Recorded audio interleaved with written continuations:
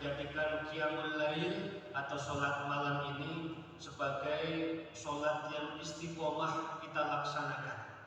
Karena Rasulullah SAW sebelum difardukan sholat maktubah, beliau senantiasa tegakkan sholat malam. Termasuk ketika Rasulullah SAW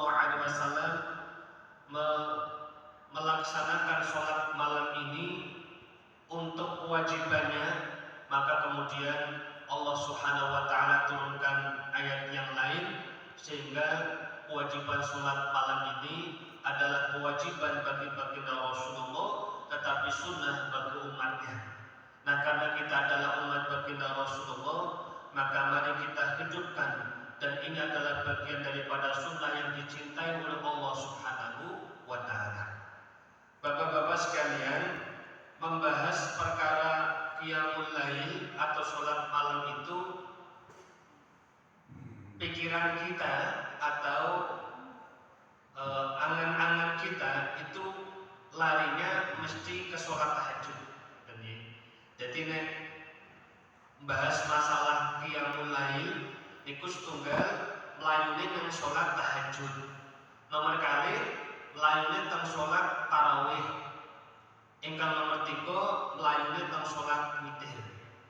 Pun nih, kebanyakan para penulis buku ataupun para ulama memang menjelaskan qiyamul lail tidak lepas dari 3 amalan sholat tersebut.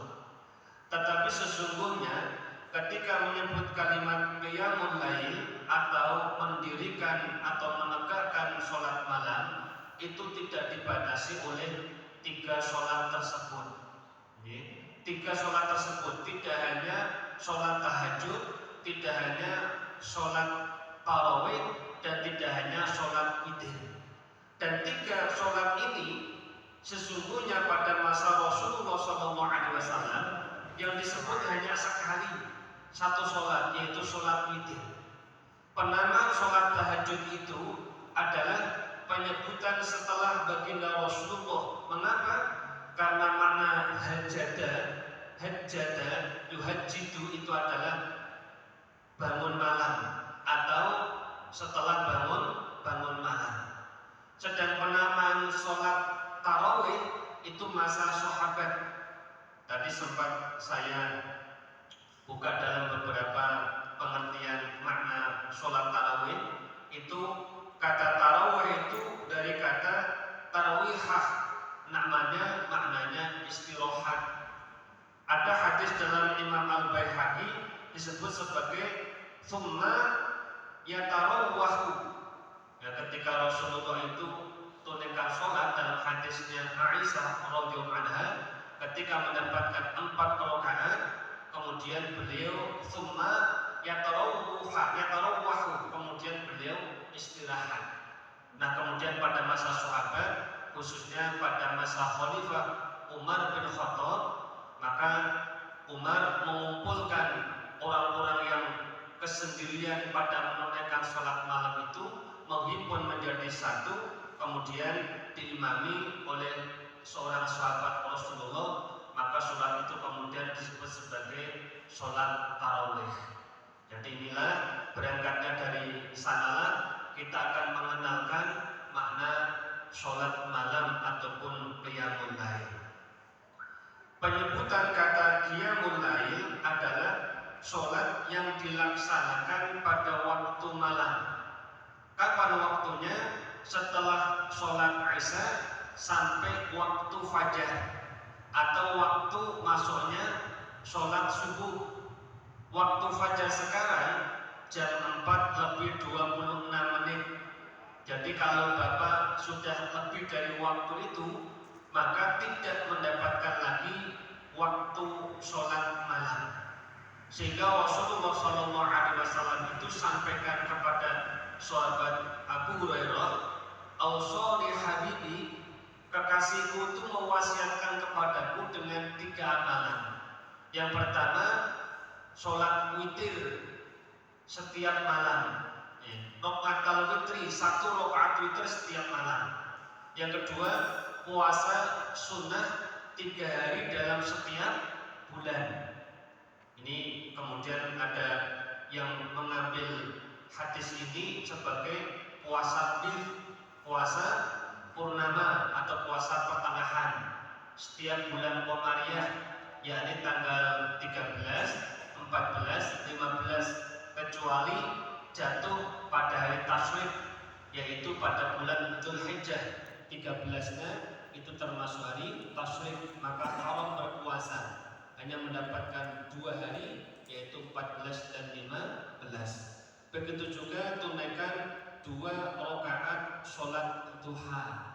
Jadi berangkat dari hadis ini, kemudian sholat witir itu bisa menjadi satu amalan sholat malam.